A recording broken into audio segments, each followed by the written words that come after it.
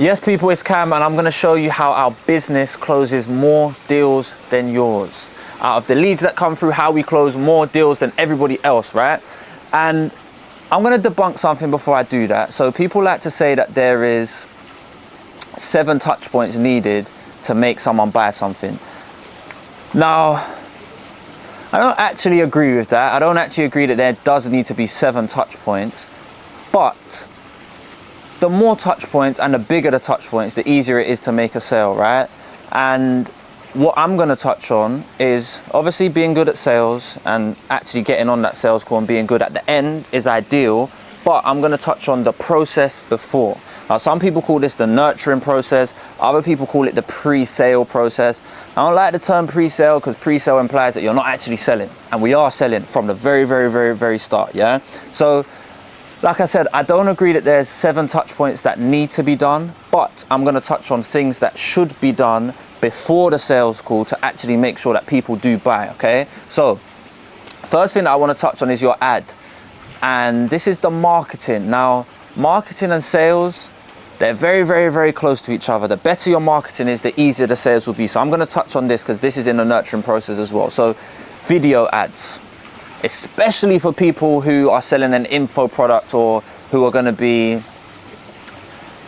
the front face of whatever you're selling. Now, even if you're not the front face of what you're selling, video ads and get your face on camera, or get someone's face on camera. Someone's face being on camera makes people feel comfortable. If I think about if I was going to scam someone, how would I run an ad? Well, I'd have my face not on the camera, I'd have some robotic voice over it. So if I want someone to believe that we're a legitimate business, which I hope everyone watching this is, we need to do the complete opposite of that. I want to get your face all over it, and I want it to be a video ad. Now, the longer the ad, the better.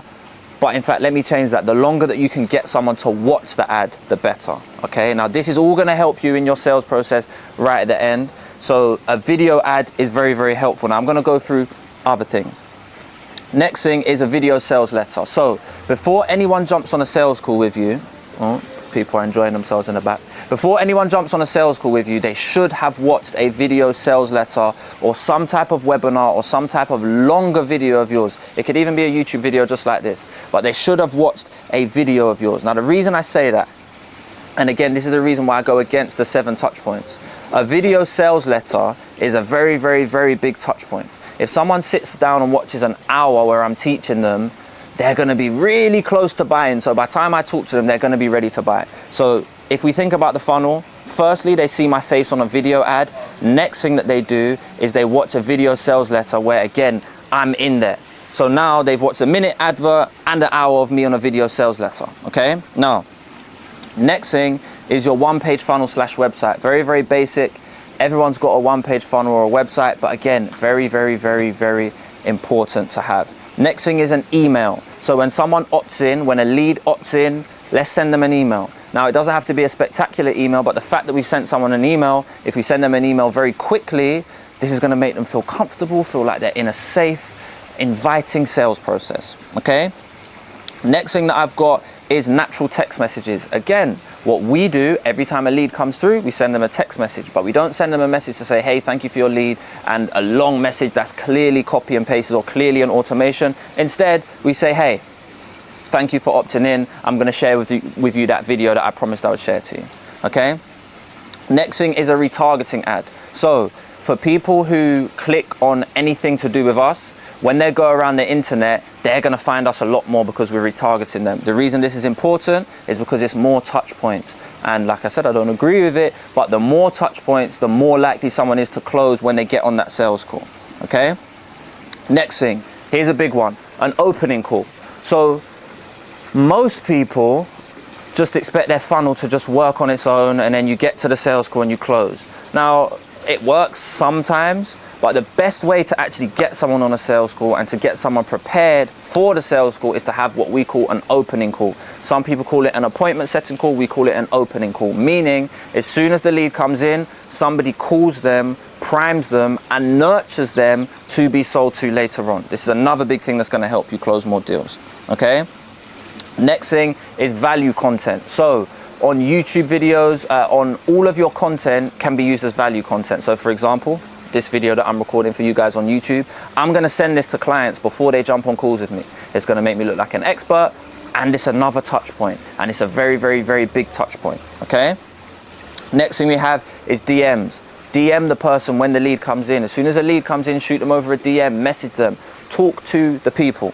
Another thing that we can do to nurture is to call them and confirm that they're showing up for that sales call. Now, don't just call them and lose all rapport and say, hey, you're showing up. Let's actually talk to them. Did you watch that video? How did you find it? Okay, cool, brilliant. Yeah, just a quick one, just touching in, just to make sure that you're ready for your sales call, okay? Next thing is the sales call, obviously the sales call. But if you don't close, we have follow-up calls and nurture emails.